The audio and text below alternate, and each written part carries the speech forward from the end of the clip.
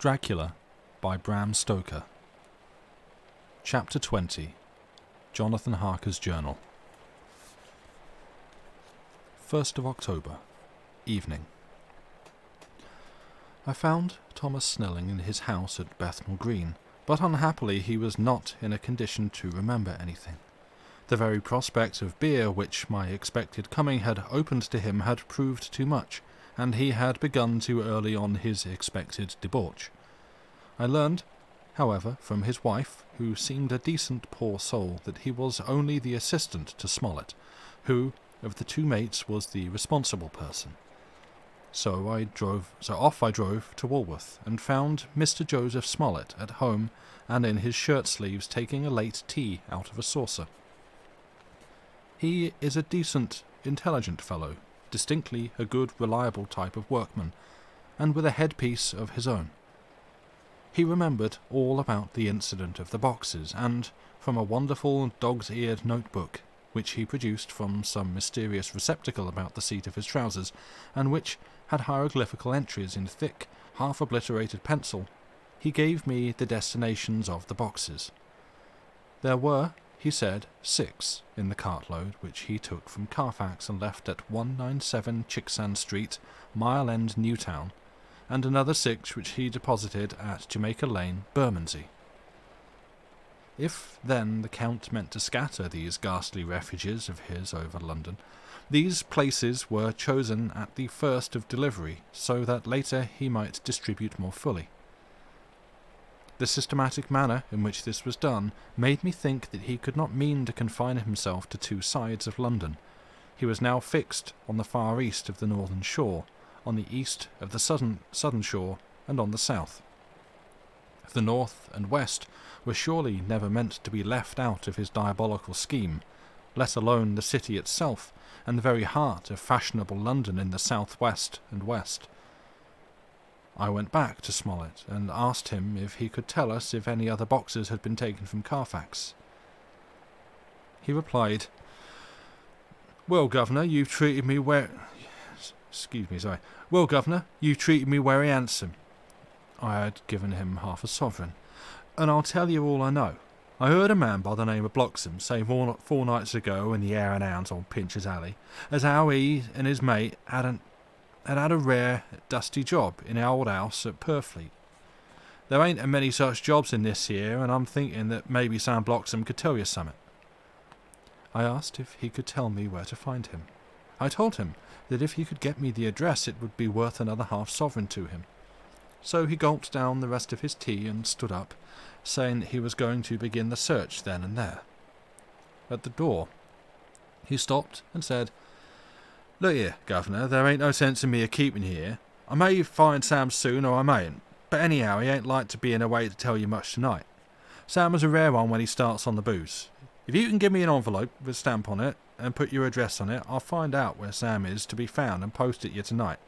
But you better be up after him soon in the morning, or maybe you won't catch him, for Sam gets off main early, never mind the booze the night before. This was all practical, so one of the children went off with a penny to buy an envelope and a sheet of paper, and to keep the change. When she came back, I addressed the envelope and stamped it, and when Smollett had again faithfully promised to post the address when found, I took my way to home. We're on the track anyhow. I am tired tonight and want sleep. Mina is fast asleep and looks a little too pale. Her eyes look as though she had been crying. Poor dear, I've no doubt it frets her to be kept in the dark, and it may make her doubly anxious about me and the others, but it is best as it is.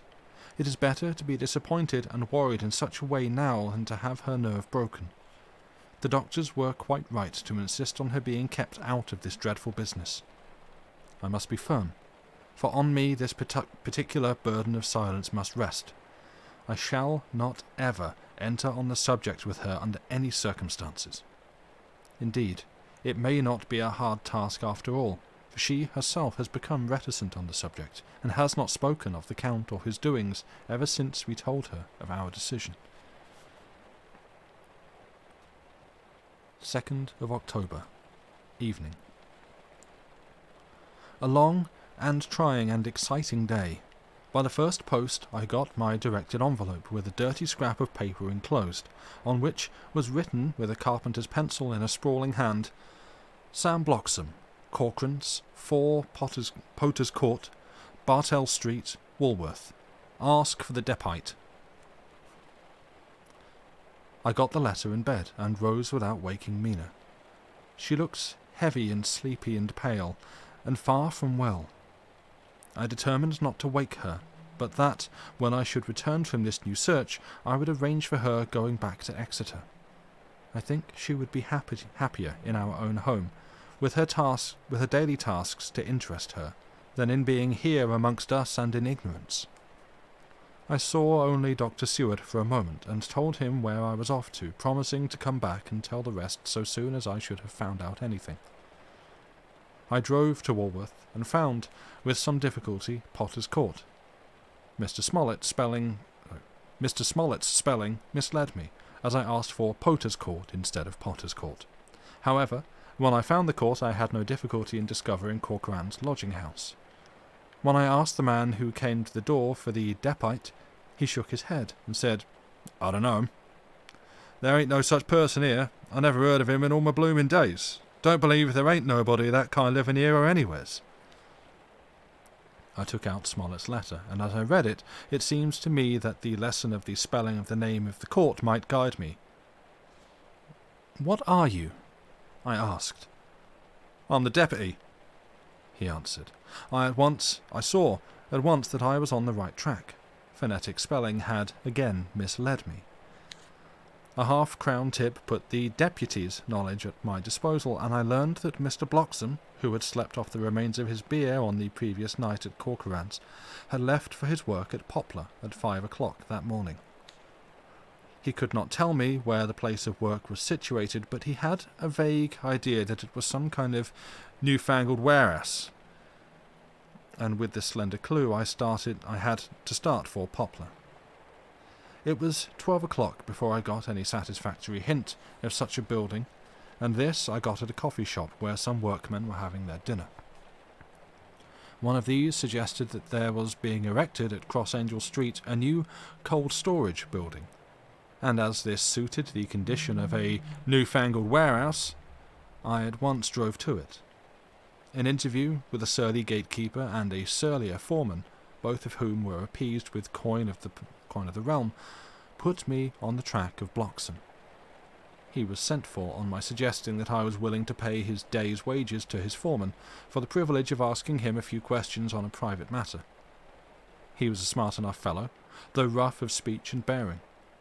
When I had promised to pay for his information and given him an earnest, he told me that he had made 2 journeys between Carfax and a house in Piccadilly, and had taken from this house to the latter 9 great boxes, main heavy ones, with a horse and cart hired by him for this purpose.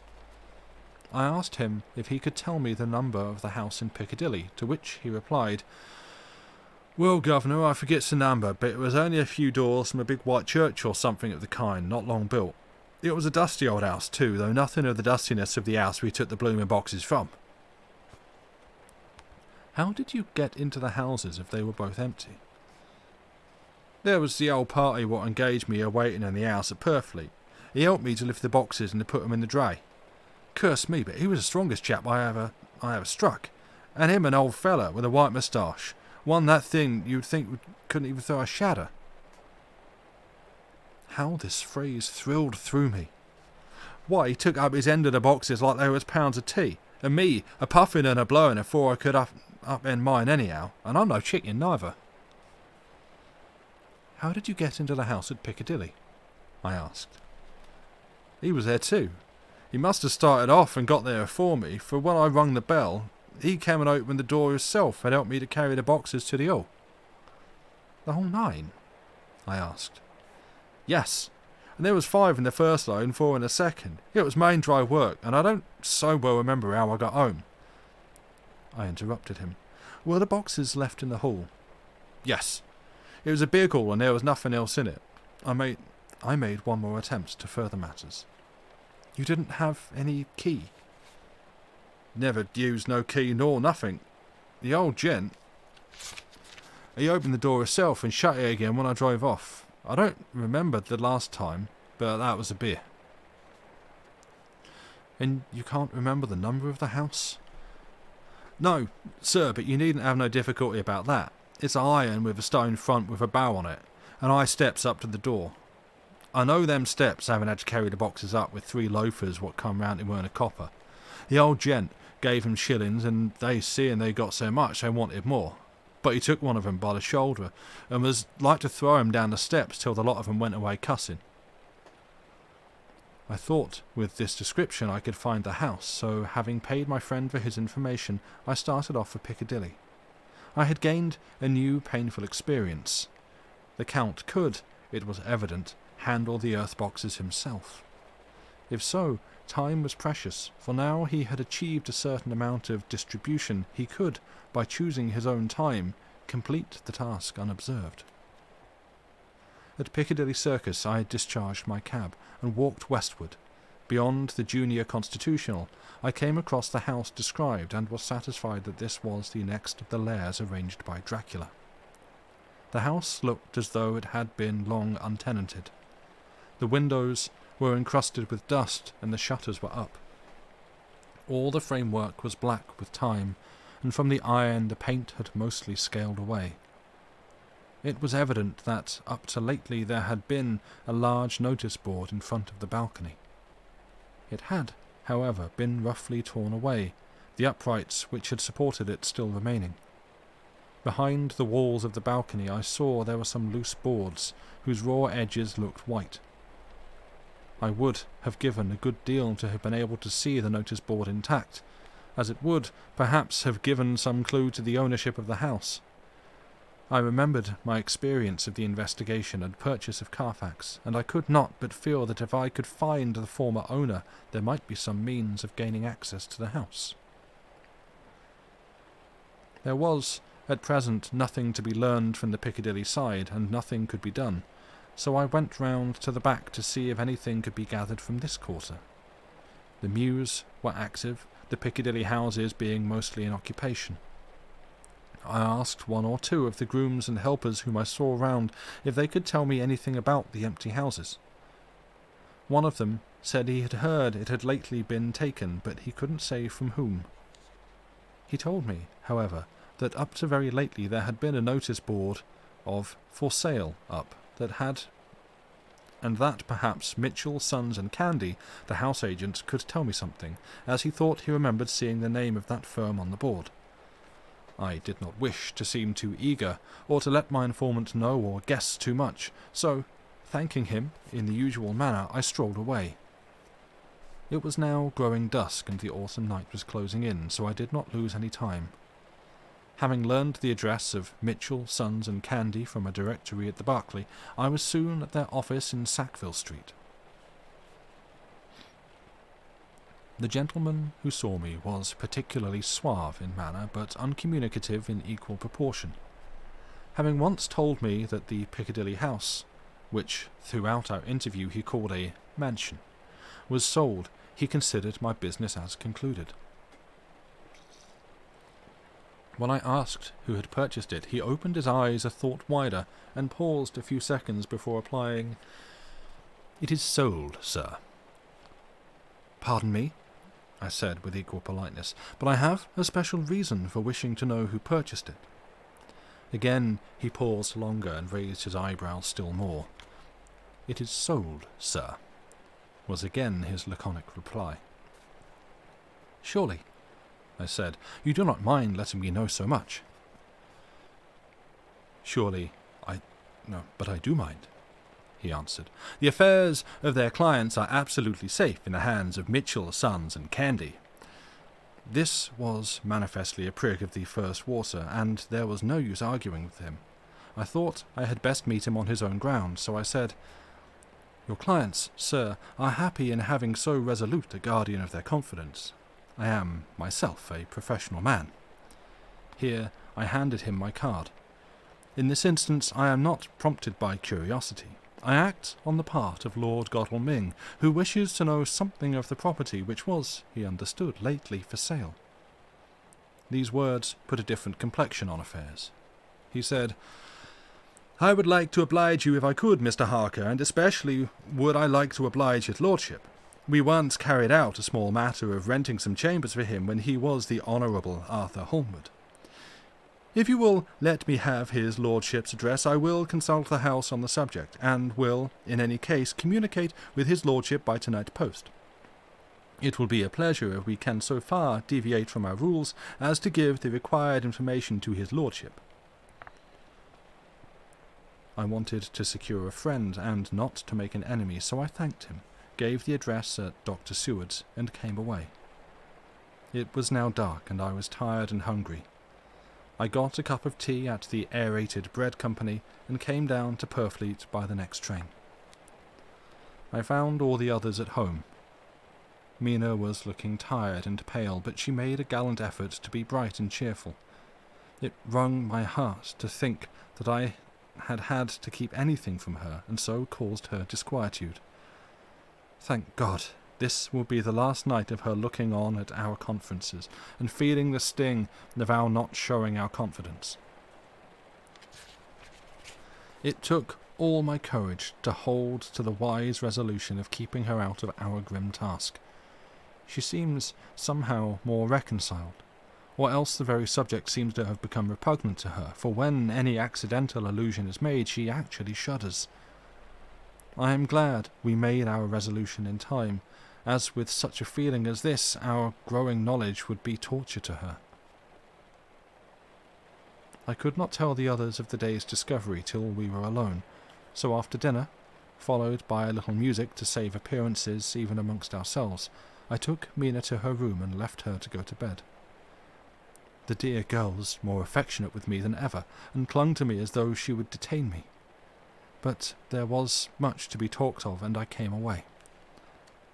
Thank God, the ceasing of telling things has made no difference between us. When I came down again, I found the others all gathered round the fire in the study.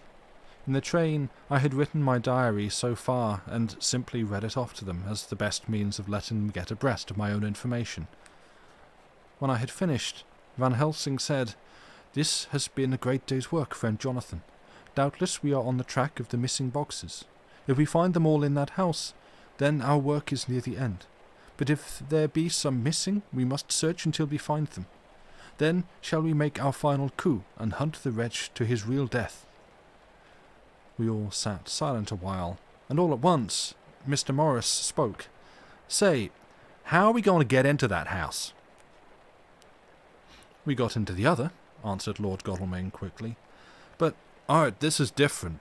We broke house at Carfax, but we had night and a walled park to protect us. It will be a mighty different thing to commit burglary in Piccadilly, either by day or night. I confess, I don't see how we are going to get in unless that agency duck can find us a key of some sort. Perhaps we shall know... Perhaps we shall know when you get this letter in the morning." Lord Godalming's brows contracted, and he stood up and walked about the room. By and by he stopped and said, turning from one another of us, "Quincy's head is level. This burglary business is getting serious. We got off once, all right, but we have now a rare job on hand, unless we can find the Count's key basket." As nothing could be done before morning, and as it would be at least advisable to wait until Lord Godalming should hear from Mitchell's, we decided not to take any active step before breakfast time. For a good while we sat and smoked, discussing the matter in its various bearings. I took the opportunity of bringing this diary right up to the moment. I am very sleepy, and shall go to bed. Just a line. Mina sleeps soundly, and her breathing is regular.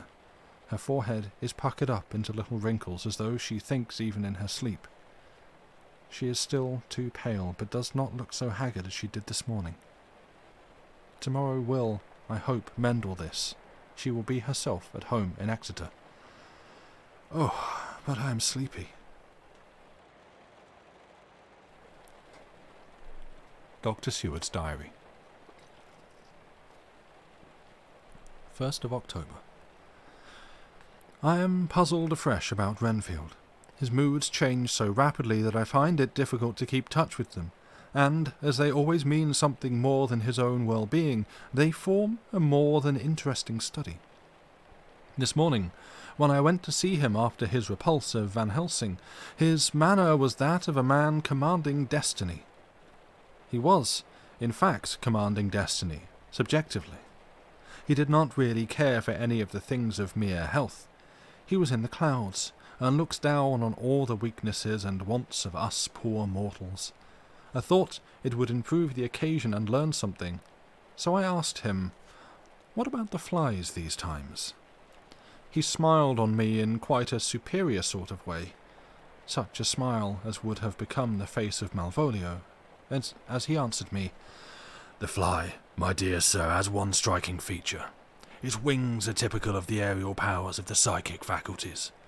The ancients did well when they typified the soul as a butterfly."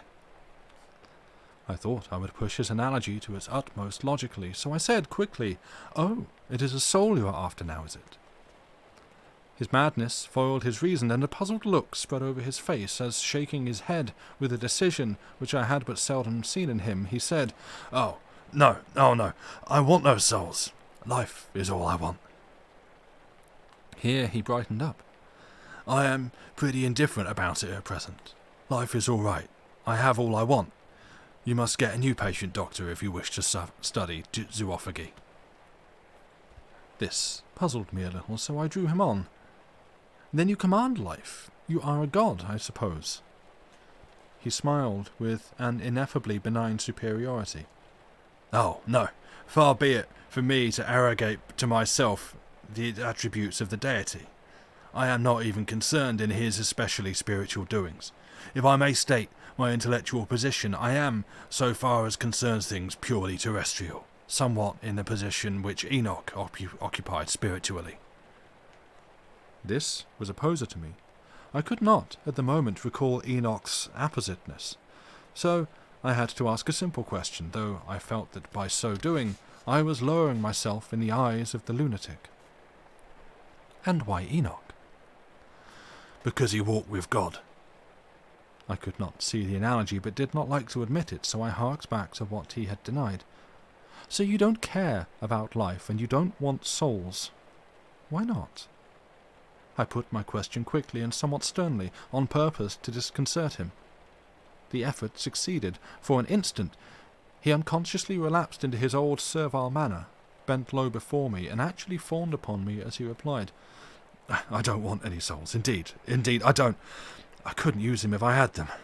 They would be no manner of use to me. I couldn't eat them or—" He suddenly stopped, and the old cunning look spread over his face like a wind sweep on the surface of the water. "And, doctor, as to life, what is it after all? When you've got all you require, and you know that you will never want, that is all.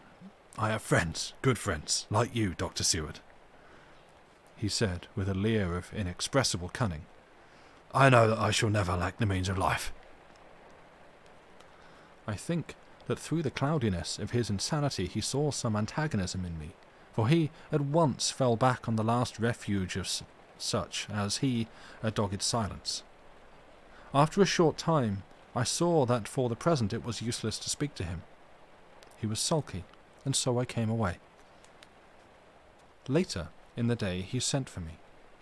Ordinarily I would not have come without special reason, but just at present I am so interested in him that I would gladly make an effort. Besides, I am glad to have anything to help to pass the time. Harker is out, following up clues, and so are Lord Godalming and Quincy. Van Helsing sits in my study, poring over the record prepared by the Harkers.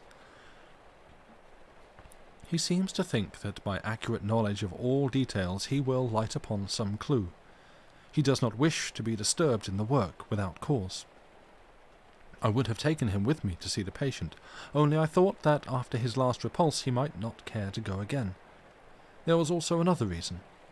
Renfield might not speak so freely before a third person as when he and I were alone. I found him sitting out in the middle of the floor on his stool, a pose which is generally indicative of some mental energy on his part. When I came in, he said at once, as though the question had been waiting on his lips, What about souls? It was evident then that my surmise had been correct. Unconscious cerebration was doing its work, even with the lunatic. I determined to have the matter out. "What about them yourself?" I asked. He did not reply for a moment, but looked all round him, and up and down, as though he expected to find some inspiration for an answer. "I don't want any souls," he said in a feeble, apologetic way. The matter seemed preying on his mind, and so I determined to use it, to be cruel only to be kind. So I said, "You like life, and you want life?" "Oh, yes, but that is all right. You needn't worry about that." "But," I asked, "how are we to get the life without getting the soul also?" This seemed a puzzle to him, so I followed it up. A nice time you'll have some time when you're flying out there, with the souls of thousands of flies and spiders and birds and cats buzzing and twittering and meowing all around you. You've got their lives, you know, and you must put up with their souls. Something seemed to affect his imagination, for he put his fingers to his ears and shut his eyes, screwing them up tightly, just as a small boy does when his face is being soaped. There was something pathetic in it that touched me. It also gave me a lesson, for it seemed that before me was a child. Only a child, though the features were worn, and the stubble on the jaws was white. It was evident that he was undergoing some process of mental disturbance, and, knowing how his past moods had interpreted things seemingly foreign to himself, I thought I would enter into his mind as well as I could, and go with him. The first step was to restore confidence, so I asked him, speaking pretty loud, so that he would hear me through his closed ears, "Would you like some sugar to get your flies round again?" He seemed to wake up all at once and shook his head. With a laugh, he replied, "Not much. Flies are poor things after all." After a pause, he added, "But I don't want their souls buzzing round me all the same." "Or spiders?" I went on. "Blow spiders, what's the use of spiders? There isn't anything in 'em to eat, or—" He stopped, suddenly, as though reminded of a forbidden topic. So, I thought to myself, this is the second time he has suddenly stopped at the word drink. What does it mean? Renfield seemed himself aware of having made a lapse, for he hurried on, as though to distract my attention from it. "I don't take any stock at all in such matters. Rats and mice and such small deer, as Shakespeare has it. Chicken feed of the larder they might be called. I'm past all that sort of nonsense. You might as well ask a man to eat molecules with a pair of chopsticks as to try to interest me about the lesser carnivora when I know of what is before me." "I see," I said. "You want big things that you can make your teeth meet in. How would you like to breakfast on elephant?"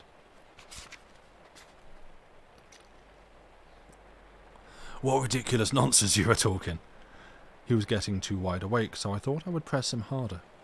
"I wonder," I said reflectively, "what an elephant's soul is like."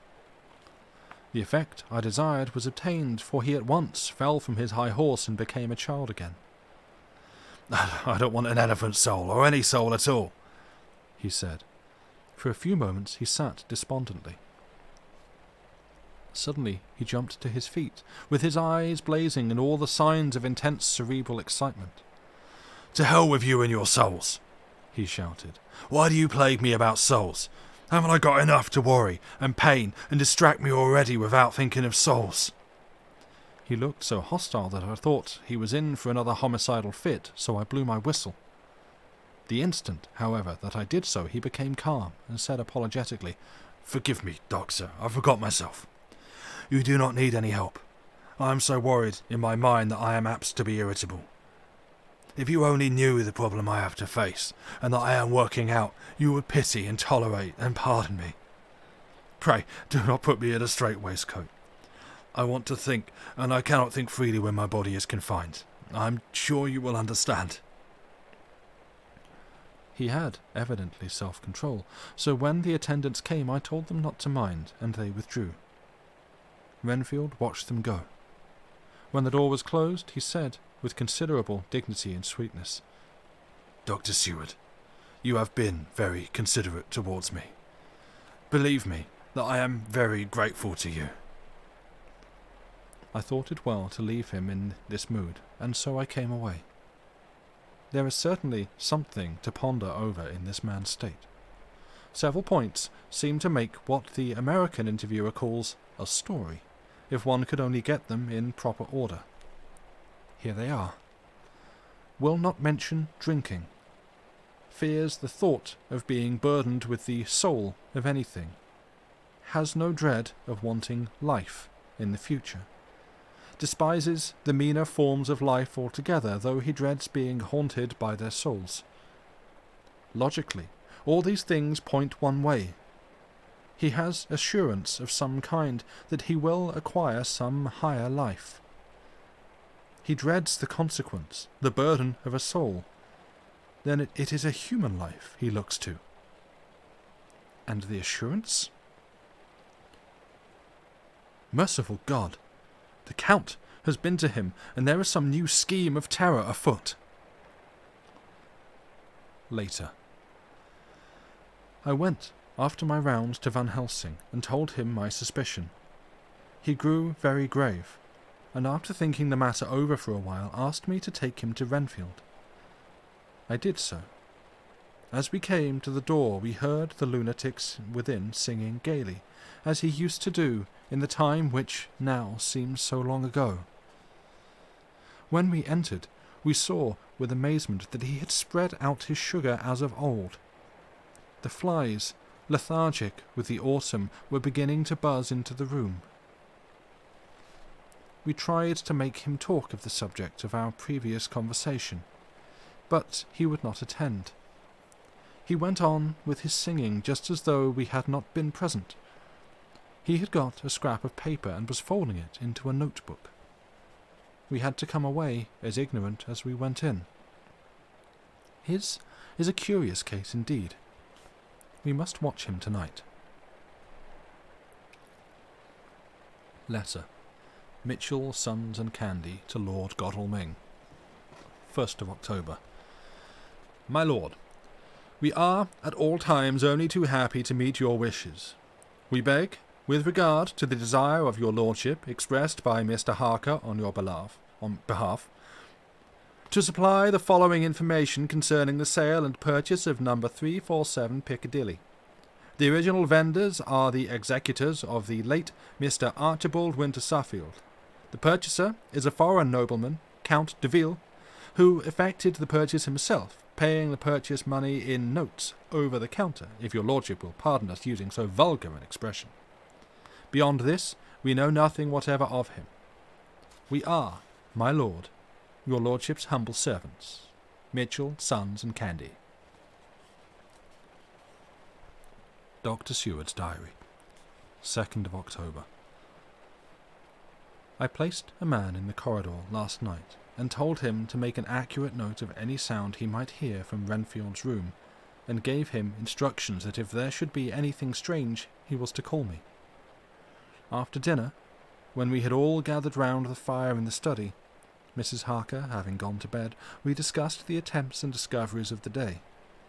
Harker was the only one who had any result, and we are in great hopes that his clue may be an important one. Before going to bed, I went round to the patient's room and looked in through the observation trap. He was sleeping soundly, and his chest rose and fell with regular respiration. This morning, the man on duty reported to me that a little after midnight he was restless and kept saying his prayers somewhat loudly. I asked him if that was all. He replied that it was all he heard. There was something about his manner so suspicious that I asked him point blank if he had been asleep. He denied sleep, but admitted to having dozed for a while. It is too bad that men cannot be trusted unless they are watched. Today, Harker is out following up his clue, and Art and Quincy are looking after horses.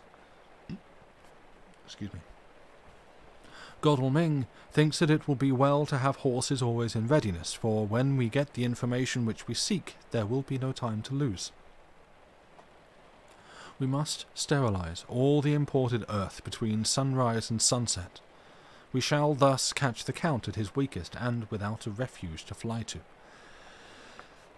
Van Helsing is off to the British Museum looking up some authorities on ancient medicine. The old physician took account of things which their followers do not accept, and the professor is searching for witch and demon cures which may be useful later. I sometimes think we must be all mad, and that we shall wake to sanity in strait waistcoats. Later. We have met again. We seem at last to be on track, and our work of tomorrow may be the beginning of the end. I wonder if Renfield's quiet has anything to do with this. His moods have so followed the doings of the Count that the coming destruction of the monster may be carried to him in some subtle way. If we could only get some hint as to what passed in his mind between the time of my argument with him yesterday and his resumption of fly-catching, it might afford us a valuable clue. He is now seemingly quiet for a spell. Is he... That wild yell seemed to come from his room. The attendant came bursting into my room and told me that Renfield had somehow met with some accident. He had heard him yell, and when he went to him, found him lying on his face on the floor, all covered with blood. I must go at once.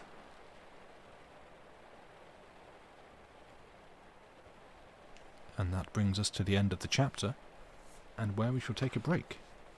So, you know what to do. It's break time. Go stretch your legs, rotate your fluids, do the things that you would ordinarily want to do, replace your drinks, turn the kettle on, something like that. You've got 5 minutes and change, and we'll see you back here in a bit. Goodbye for now.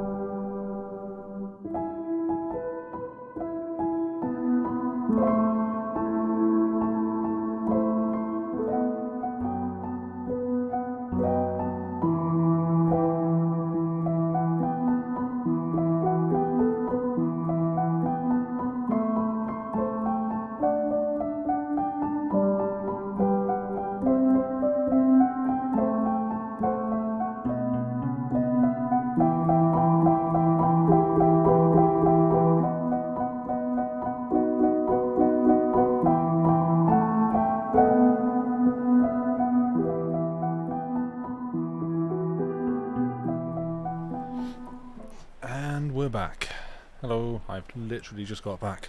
I thought I'd put the kettle on and make a tea, after telling other people to do the same thing, and thought, yeah, I'll do that. So, yeah, I hope everyone's doing well. I will not go straight back into reading so that people have time to, make your way back in, filter, and that. Sorry, yeah, I'm really struggling to, focus on the sentences that I'm saying this evening for some reason. I guess I've just got a bit of the brain fog going on, so, yeah. Hope everyone's well. For those interested, it is a Moroccan mint tea, which I've actually had sat in my cupboard for a long time, and I'm finally slowly getting through it. Speaking of brain fog, I'm terrible for, ordering things, not even order, just buying stuff, like food, things, putting it in the cupboard, and as soon as the door is shut, it does not exist. It's gone. Still okay? Yeah, it still tastes like mint. Yeah, so this is one that I sort of ordered, because again, if you're ordering stuff online, you've got to pay postage, and it's like £3-4 postage for something that also costs about 5-6 quid, then it seems to make more sense to order more things in one go. So I do that. I order a whole bunch of tea, and then I'm not going to drink it all or open it all in one go, so I put some in the cupboard, and then whoops, it doesn't exist. 6 months later, oh yeah, I've got that tea. So welcome to my world. But yeah, it's a Moroccan mint tea from a place that it's Hebden tea, isn't it? One that Lucy told me about. I think they're based in Yorkshire, and it's very nice. Tastes like mint. That's the review. That's good stuff. But yeah, I guess so that the VOD's not too weird and broken up with me just rambling in the middle. Cleaned out the fridge this morning, and there were definitely some forgotten things in there. Oh yeah, I've just had to come to accept that there are certain food products, and I'm trying to think which particular items, but there's just a lot of food items that I cannot buy because I will put them in the fridge, and then sometimes I'll forget about them until they're past the use-by date, or other times I'll just look at them and go, oh, I need to cook with that. But not tonight, for about a week, and then they've grown themselves a new coat, and I can't eat them. Wish you could take the doors off your closet so your clothes stop disappearing every time you walk away. Fair. I kind of get that too, where I'll put jumpers, or yeah, I've definitely got jumpers and t-shirts that are in a drawer, and I kind of rediscover them every 8 to 10 months or so when it starts getting cold again. I'm like, oh yeah, I completely forgot that I had that. And in some ways it's kind of nice, but it's also a pain if I've just gone and bought something new. Took the drawers out of your fridge because you lost veggies in there for time. Yeah, definitely done that.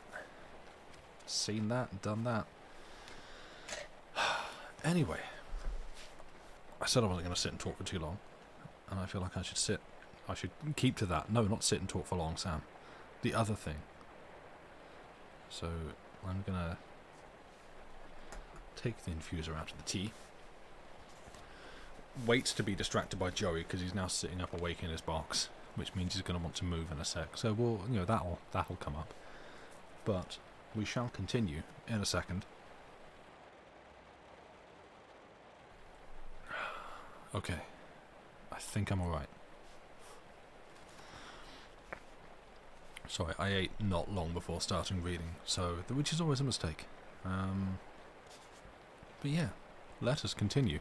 We are on now chapter 21, which again, the link at the top will take you to chapter 20, so, you can figure that out yourselves. Yeah, this is chapter 21, Dr. Seward's Diary. 3rd of October. Let me put down with exactness all that happened as well as I can remember it since last I made an entry. Not a detail that I can recall must be forgotten. In all calmness, I must proceed.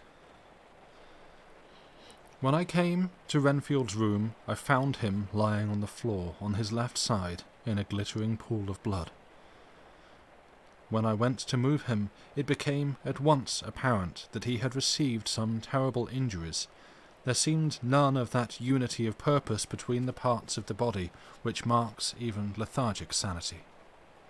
As his face was exposed, I could see that it was horribly bruised as though it had been beaten against the floor. Indeed, it was from the face wounds that the pool of blood originated. The attendant, who was kneeling beside the body, said to me, as we turned him over, "I think, sir, his back is broken. See, both his arm and leg and the whole side of his face are paralysed." How such a thing could have happened puzzled the attendant beyond measure. He seemed quite bewildered, and his brows were gathered in as he said, "I can't understand the two things. He could mark his face like that by beating his own head on the ground. I saw a young woman do it once at the Eversfield Asylum before anyone could lay hands on her. And I suppose he might have broke his back by falling out of bed if he got in an awkward kink. But for the life of me I can't imagine how the two things occurred. If his back was broke he couldn't beat his head, and if his face was like that before the fall out of bed, there would be marks of it." I said to him, "Go to Dr. Van Helsing and ask him to kindly come here at once. I want him without an instant's delay." The man ran off, and within a very few minutes the professor, in his dressing gown and slippers, appeared. When he saw Renfield on the ground, he looked keenly at him a moment and then turned to me. I think he recognized my thought in my eyes, for he said very quietly, manifestly for the ears of the attendant, "Ah, a sad accident. He will need very careful watching and much attention. I shall stay with you myself, but I shall first dress myself. If you will remain, I shall in a few minutes join you. The patient was now breathing stertorously, and it was easy to see that he had suffered some terrible injury.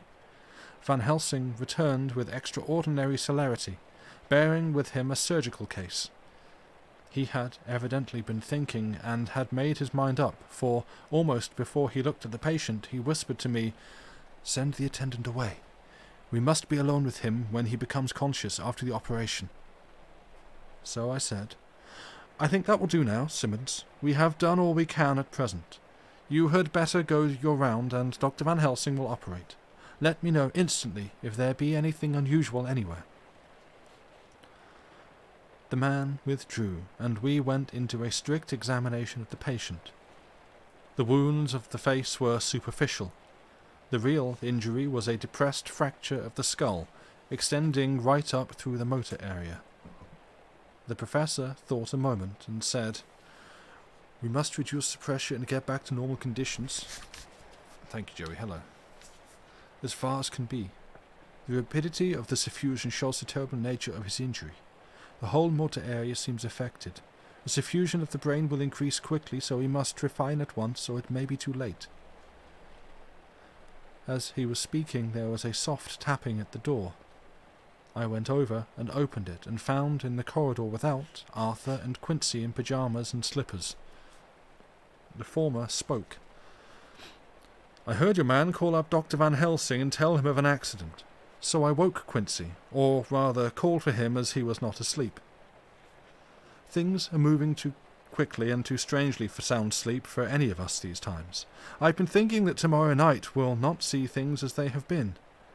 We'll have to look back and forward a little more than we have done. May we come in?" I nodded and held the door open till they had entered. Then I closed it again.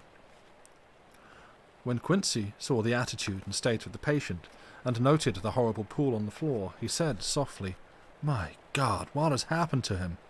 Poor devil." I told him briefly and added that we expected he would recover consciousness after the operation, for a short time at all events. He went at once and sat down on the edge of the bed with Godalming beside him. We all watched in patience. "We shall wait," said Van Helsing, just long enough to fix the best spot for trephining, so that we may... Sorry, I'm being tapped on the shoulder by a cat that wants attention. So that we may quickly and perfectly remove the blood clot, for it is evidence that the hemorrhage is increasing. The minutes during which we waited passed with fearful slowness.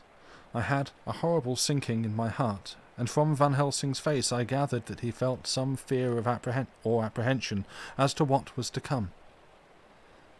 I dreaded the words that Renfield might speak. I was positively afraid to think, but the conviction of what was coming was on me, as I have read of men who have heard the death watch. Sorry, Joey wants to be let out of the room now. 1 second.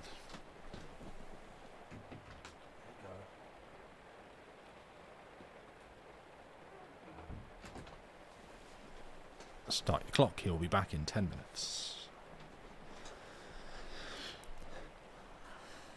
The poor man's breathing came in uncertain gasps.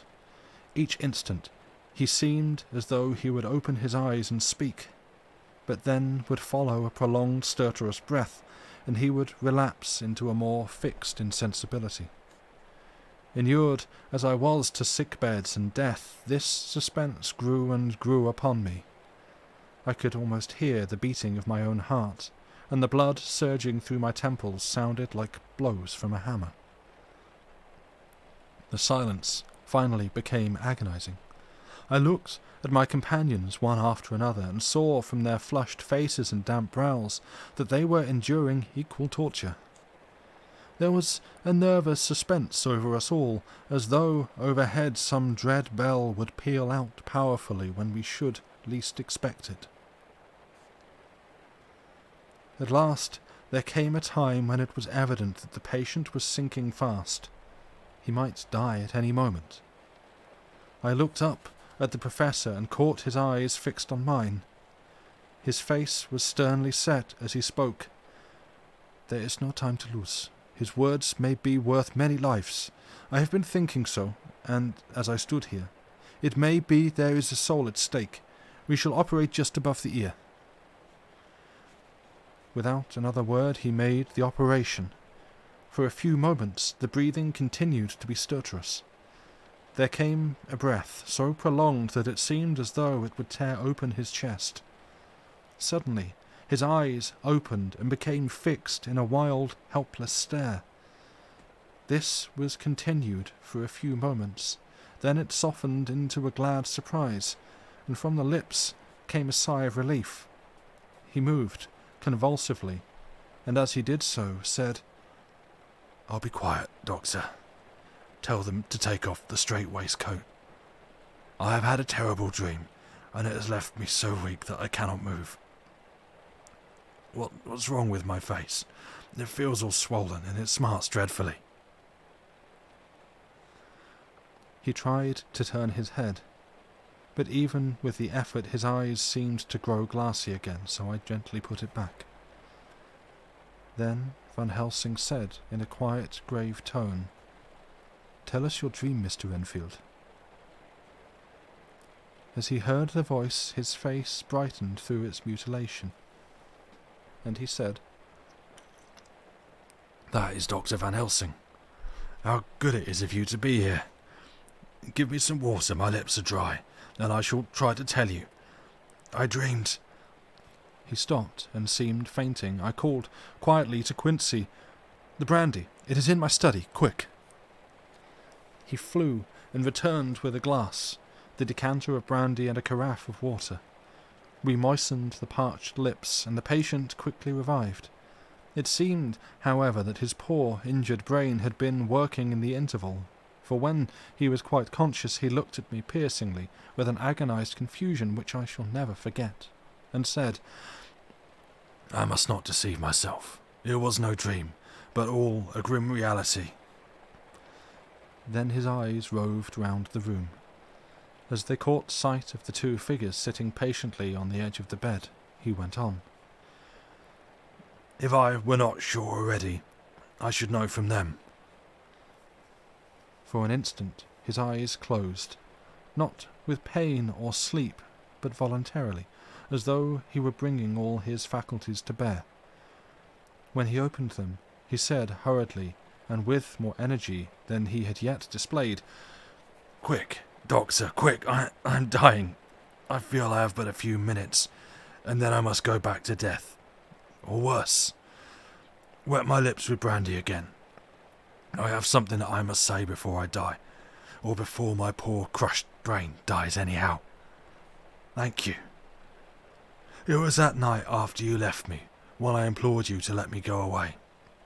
I couldn't speak then, for I felt my tongue was tied, but I was as sane then, except in that way, as I am now. I was in an agony of despair for a long time after you left me. It seemed hours. Then there came a sudden peace to me. My brain seemed to become cool again, and I realized where I was. I heard the dogs bark behind our house, but not where he was." As he spoke, Van Helsing's eyes never blinked, but his hand came out and met mine and gripped it hard. He did not, however, betray himself. He nodded slightly and said, "Go on," in a low voice. Renfield proceeded. "He came up to the window in the mist, as I had seen him often before. But he was solid then, not a ghost, and his eyes were fierce like a man's when angry. He was laughing with his red mouth. The sharp white teeth glinted in the moonlight when he turned to look back over the belt of trees to where the dogs were barking. I wouldn't ask him to come in at first, though I knew he wanted to, just as he had wanted all along. And he began promising me things, not in words but by doing them." He was interrupted by a word from the professor. "How?" "By making them happen, just as he used to send in the flies when the sun was shining. Great big fat ones, with steel and sapphire on their wings, and big moths in the night, with skull and crossbones on their backs." Van Helsing nodded to him as he whispered to me unconsciously, "The Acherontia atropos of the Sphinges, what you call the death's head moth." The patient went on without stopping. Sorry, I need some tea. Then he began to whisper, "Rats, rats, rats, hundreds, thousands, millions of them, and every one alive, and dogs to eat them, and cats too. All lives, all red blood with years of life in it, and not merely buzzing flies." I laughed at him, for I wanted to see what he could do. Then the dogs howled away beyond the dark trees in his house. He beckoned me to the window. I got up and looked out, and he raised his hands and seemed to call out without using any words. A dark mass spread over the grass, coming on like the shape of a flame of fire. And then he moved the mist to the right and left, and I could see that there were thousands of rats with their eyes blazing red, like his, only smaller. He held up his hand, and they all stopped, and I thought he seemed to be saying, "All these lives will I give you, I, and many more and greater, through countless ages, if you will fall down and worship me." And then a red cloud like the colour of blood seemed to close over my eyes. And before I knew what I was doing, I found myself opening the sash and saying to him, "Come in, Lord and Master." The rats were all gone, but he slid into the room through the sash, though it was only open an inch wide, just as the moon herself has often come in through the tiniest crack, and has stood before me in all her size and splendour. His voice was weaker, so I moistened his lips with the brandy again, and he continued. But it seemed as though his memory had gone on working in the interval, for his story was further advanced. I was about to call him back to the point, but Van Helsing whispered to me, "Let him go on. Do not interrupt him. He cannot go back, and maybe could not proceed at all if once he lost the thread of his thought." Joey is just interrupting me.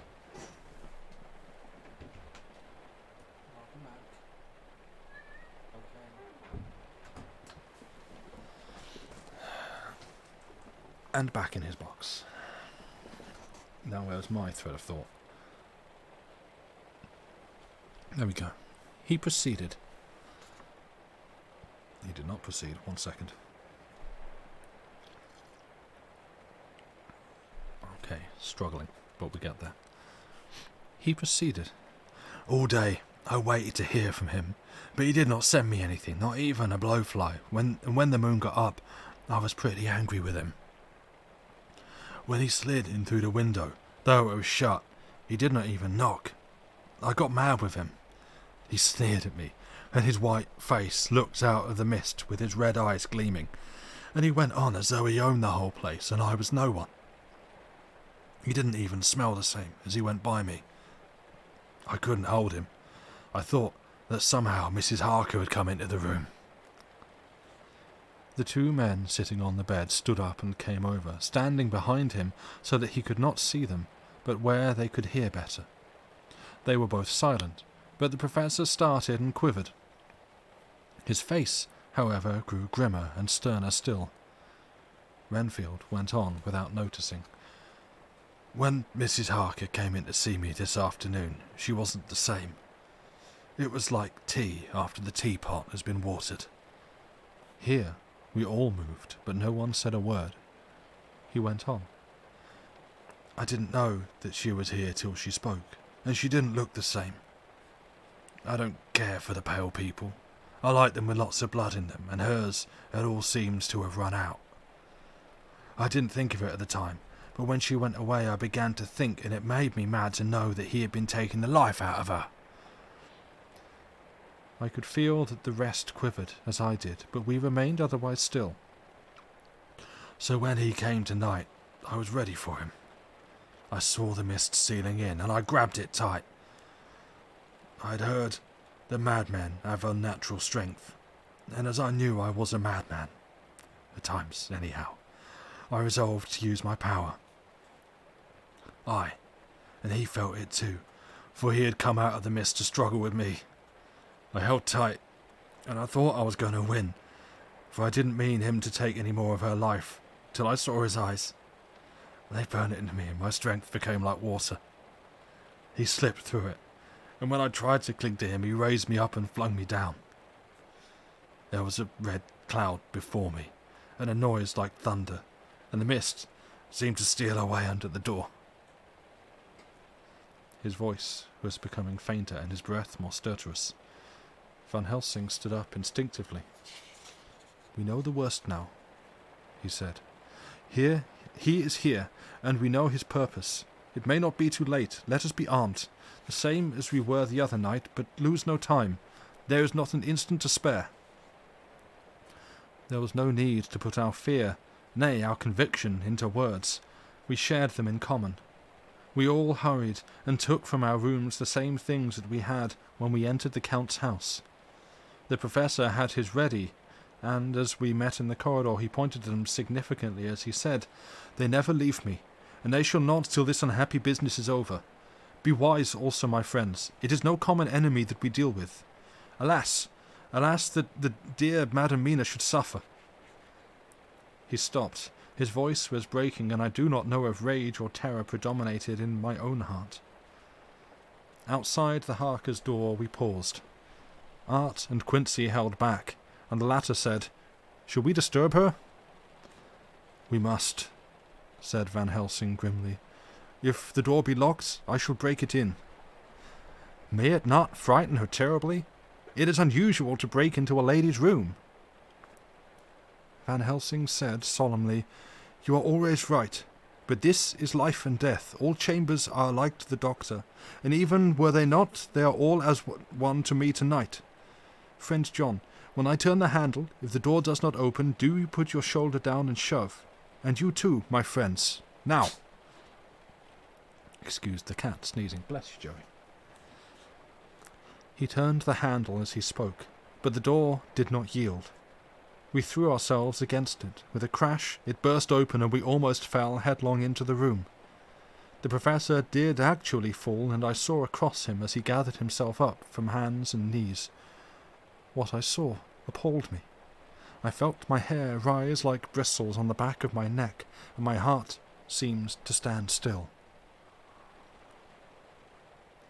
The moonlight was so bright that through the thick yellow blind the room was light enough to see. On the bed, beside the window, lay Jonathan Harker, his face flushed and breathing heavy, as though in a stupor. Kneeling on the near edge of the bed, facing outwards, was the white-clad figure of his wife. By her side stood a tall, thin man clad in black. His face was turned from us, but the instant we saw it we all recognized the Count, in every way, even to the scar on his forehead. With his left hand he held both Mrs. Harker's hands, keeping them away with her arms at full tension. His right hand gripped her by the back of the neck, forcing her face down on his bosom. Her white nightdress was smeared with blood, and a thin stream trickled down the man's bare breast, which was shown by his torn-open dress. The attitude of the two had a terrible resemblance to a child forcing a kitten's nose into a saucer of milk to compel it to drink. As we burst into the room, the Count turned his face, and the hellish look that I had heard described seemed to leap into it. The eyes flamed red with devilish passion. The great nostrils of the white aquiline nose opened wide and quivered at the edge, and the white sharp teeth behind the full lips of the blood-dripping mouth champed together like those of a wild beast. With a wrench which threw his victim back upon the bed as though hurled from a height, he turned and sprang at us. But by this time the Professor had gained his feet, and was holding towards him the envelope which contained the sacred wafer. The Count suddenly stopped, just as poor Lucy had done outside the tomb, and cowered back. Further and further back he cowered as we, lifting our crucifixes, advanced. The moonlight suddenly failed as a great black cloud sailed across the sky, and when the gaslight sprang up under Quincy's match, we saw nothing but a faint vapour. This, as we looked, trailed under the door, which, with the recoil from its bursting open, had swung back to its old position. Van Helsing, Art, and I moved forward to Mrs. Harker, who by this time had drawn her breath, and with it had given a scream so wild, so ear-piercing, so despairing, that it seems to me now that it will ring in my ears till my dying day. For a few seconds she lay in her helpless attitude and disarray. Her face was ghastly, with a pallor which was accentuated by the blood which smeared her lips and cheeks and chin. From her throat trickled a thin stream of blood. Her eyes were mad with terror. Then she put before her face her poor, crushed hands, which bore on their whiteness the red mark of the Count's terrible grip, and from behind them came a low, desolate wail which made the terrible scream seem only the quick expression of an endless grief. Van Helsing stepped forward and drew the coverlet gently over her body, whilst Art, after looking at her face for an instant despairingly, ran out of the room. Van Helsing whispered to me, "Jonathan is in a stupor, which such as we know the vampire can produce. We can do nothing with poor Madam Mina for a few moments till she recovers herself. I must wake him." He dipped the end of a towel in a cold water, and with it began to flick him on the face, his wife all the while holding her face between her hands and sobbing in a way that was heartbreaking to her. I raised the blind and looked out of the window. There was much moonshine, and as I looked, I could see Quincy Morris run across the lawn and hide himself in the shadow of a great yew tree. It puzzled me to think why he was doing this, but at the instant I heard Harker's quick exclamation as he woke to partial consciousness and turned to the bed. On his face, as there might well be, was a look of wild amazement.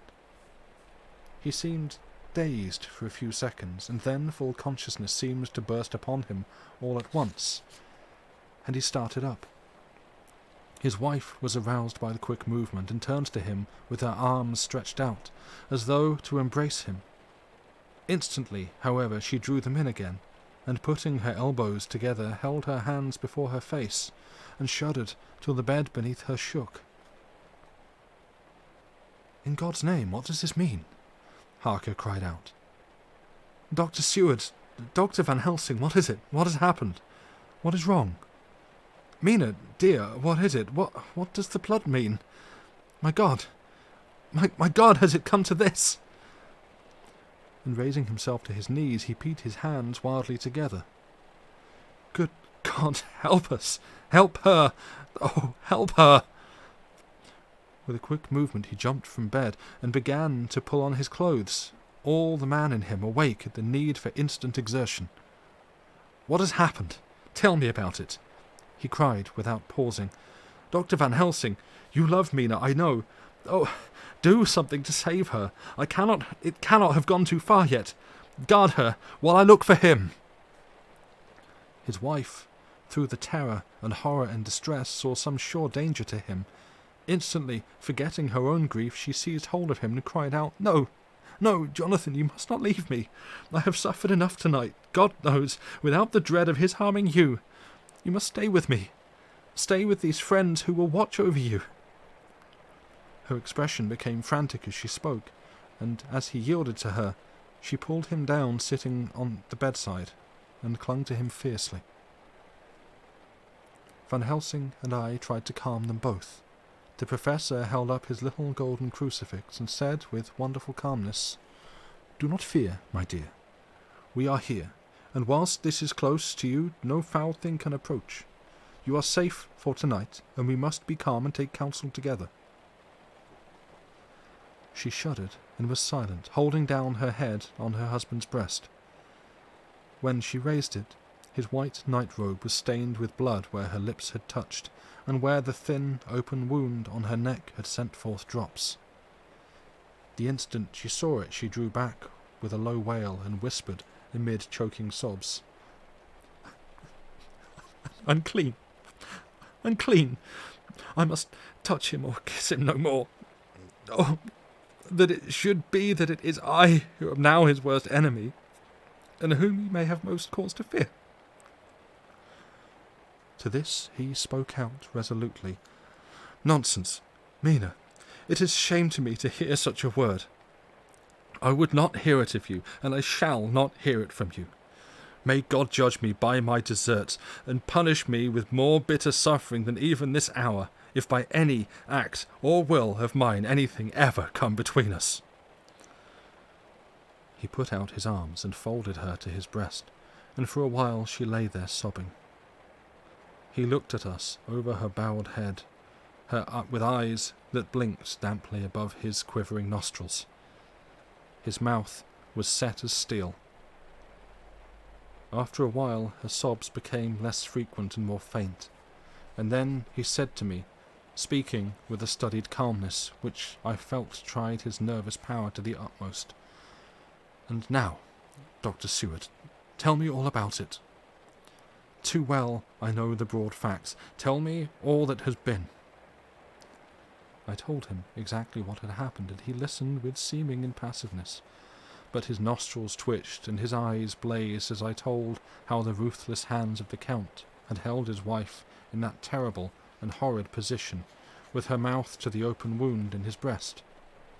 It interested me, even at that moment, to see that whilst the face of white-set passion worked convulsively over the bowed head, the hands tenderly and lovingly stroked the ruffled hair.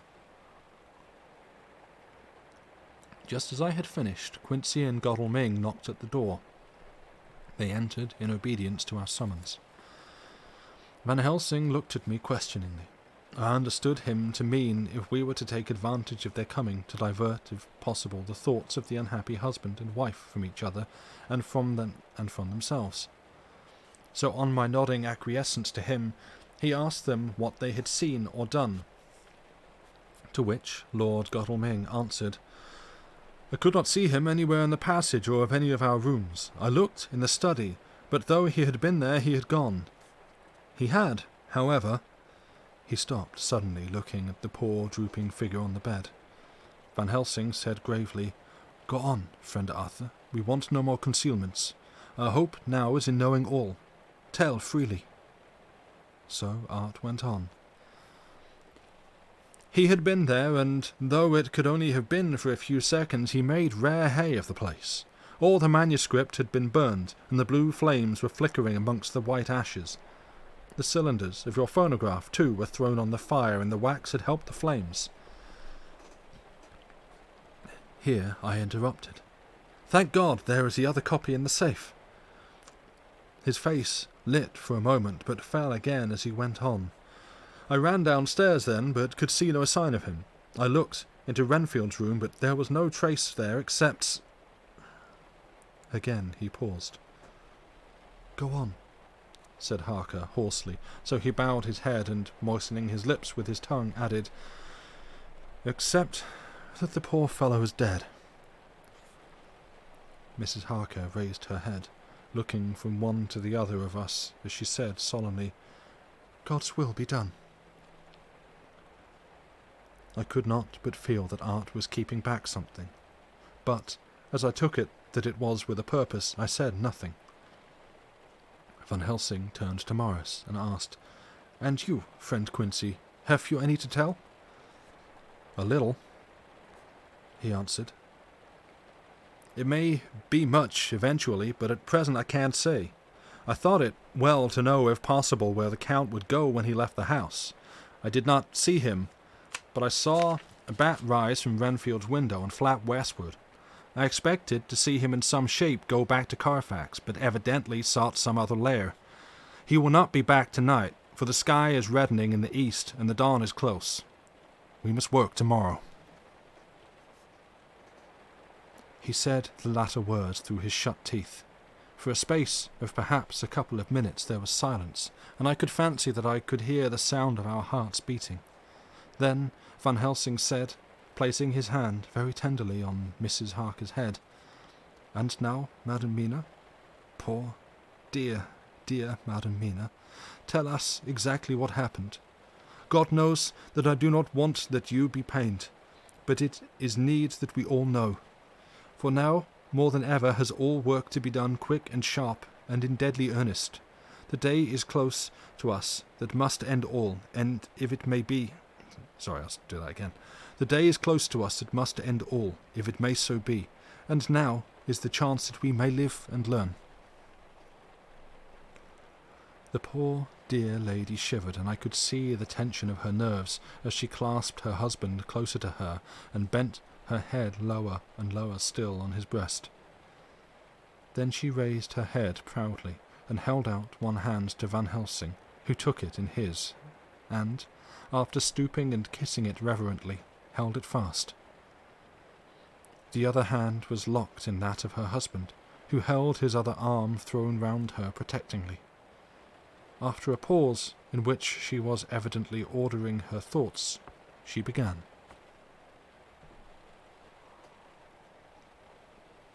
"I took the sleeping draught which you had so kindly given me, but for a long time it did not act. I seemed to become more wakeful, and myriads of horrible fancies began to crowd in upon my mind, all of them connected with death and vampires, with blood and pain and trouble." Her husband involuntarily groaned as she turned to him and said lovingly, "Do not fret, dear. You must be brave and strong and help me through the horrible task. If you only knew what an effort it is to me to tell of this fearful thing at all, you would understand how much I need your help." Well, I saw I must try to help the medicine to its work with my will, if it was to do me any good, so I resolutely set myself to sleep. Sure enough, sleep must soon have come to me, for I remember no more. Jonathan, coming in, had not waked me, for he lay by my side when next I remember. There was in the room the same thin white mist that I had before noticed, but I forget now if you know of this. You will find it in my diary, which I shall show you later. I felt the same vague terror which had come to me before, and the same sense of some presence. I turned to wake Jonathan, but found that he slept so soundly that it seemed as if it was he who had taken the sleeping draught and not I. I tried, but I could not wake him.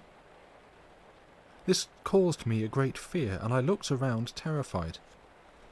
Then, indeed, my heart sank within me. Beside the bed, as if he had stepped out of the mist, or rather as if the mist had turned into his figure, for it had entirely disappeared, stood a tall, thin man, all in black. I knew him at once from the descriptions of the others. The waxen face, the high, aquiline nose on which the light fell in a thin white line, the parted red lips with the sharp white teeth showing between, and the red eyes that I had seemed to see in the sunset on the windows of St. Mary's Church at Whitby. I knew, too, the red scar on his forehead where Jonathan had struck him. For an instant my heart stood still, and I would have screamed out, only that I was paralyzed. In the pause he spoke in a sort of keen, cutting whisper, pointing as he spoke to Jonathan. "Silence. If you make a sound, I shall take him and dash his brains out before your very eyes." I was appalled, and was too bewildered to do or say anything. With a mocking smile, he placed one hand upon my shoulder and, holding me tight, bared my throat with the other, saying, as he did so, "First, a little refreshment to reward my exertions. You may as well be quiet. It is not the first time, or the second, that your veins have appeased my thirst." I was bewildered, and, strangely enough, I did not want to hinder him. I suppose it is a part of the horrible curse that this happens when his touch is on his victim. And, oh, my God, my God, pity me! He placed his reeking lips upon my throat. Her husband groaned again. She clasped his hand harder, and looked at him pityingly, as if he were the injured one, and went on. I felt my strength fading away, and I was in a half-swoon. How long this horrible thing lasted I know not, but it seemed that a long time must have passed before he took his foul, awful, sneering mouth away. I saw it drip with the fresh blood. The remembrance seemed for a while to overpower her, and she drooped, and would have sunk down but for her husband's sustaining arm. With a great effort she recovered herself and went on. Then he spoke to me, mockingly. "And so you, like the others, would play your brains against mine. You would help these men to hunt me and frustrate me in my designs. You know now, and they know in part already, and will know in full before long, what it is to cross my path. They should have kept their energies for use closer to home, whilst they played wits against me, who commanded nations and intrigued for them, and fought for them hundreds of years before they were born. I was countermining them. And you, their best beloved one, are now, to me, flesh of my flesh, blood of my blood, kin of my kin, my bountiful winepress for a while, and shall be later on my companion and my helper. You shall be avenged in turn, but not one of them, for not one of them but shall minister to your needs. But as yet, you are to be punished for what you have done. You have aided in thwarting me. Now you shall come to my call. When my brain says come to you, you shall cross land or sea to do my bidding. And to that end, this." With that, he pulled open his shirt, and with his long, sharp nails opened a vein in his breast. When the blood began to spurt out, he took my hands in one of his, holding them tight, and with the other seized my neck and pressed my mouth to the wound, so that I must either suffocate or swallow some of the... Oh, my God! My God! What have I done? What have I done to deserve such a fate? I, who have tried to walk in meekness and righteousness all my days. God, pity me. Look down on a poor soul in worse than mortal peril, and in mercy pity those to whom she is dear. Then she began to rub her lips as though to cleanse them from pollution. As she was telling her terrible story, the eastern sky began to quicken, and everything became more and more clear. Harker was still and quiet, but over his face, as the awful narrative went on, came a grey look, which deepened and deepened in the morning light, till, when the first red streak of the coming dawn shot up, the flesh stood darkly out against the whitening hair. We have arranged that one of us is to stay within call of the unhappy pair till we can meet together and arrange about taking action. Of this I am sure. The sun rises today on no more miserable house in all the great round of its daily course. And that brings us to the end of the chapter and the end of the stream for tonight. Thank you for listening.